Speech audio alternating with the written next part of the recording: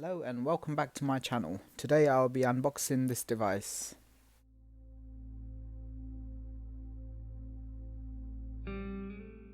So inside the box we have a user manual, an OBD cable and power supply, a sticky mat to hold the device, and the heads-up display unit itself.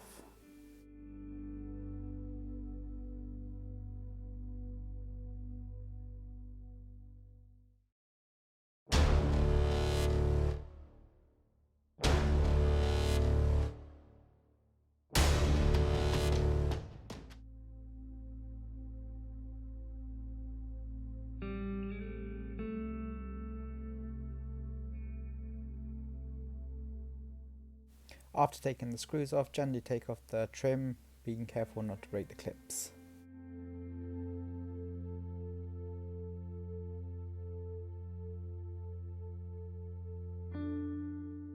The OBD plug is underneath the steering wheel, mine is here. I'll plug in the OBD cable to the socket. While I was putting the plug in, I noticed a new place to put the wires just here, so I didn't need to take the speedo trim off. Gently slide the wires in between the trims. The wire is flat, so it's quite easy to put in. Now I'm taking off the dashboard panel to put it behind. Just slide the wire in, put it behind, and then screw it back together.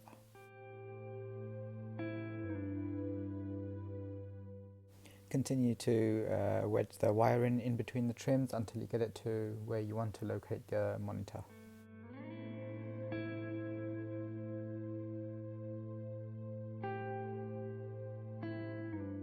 This is how the setup's looking so far. The OBD plug is here, and then the wire is going up from there in between the trims, and it's come across, and this is where I've taken the dashboard bit off, put it behind, and then closed it up, and then it's gone in between these two trims, and then rising all the way up to the dashboard by the speakers. I have some excess wire here that I will need to tidy up.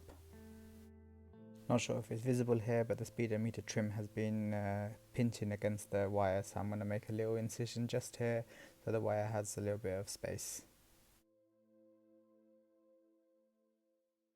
I've made a little cut here for the wire to be free. Now it's time to put the trim back on and put the wire in the incision that I have made.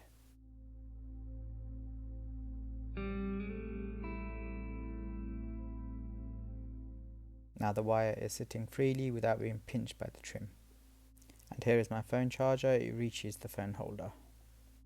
I've tucked in the excess wire inside the speaker housing for it to be neat and tidy. Speaker cover didn't fit because of the wire, so I had to make an incision like I did on the speedometer trim.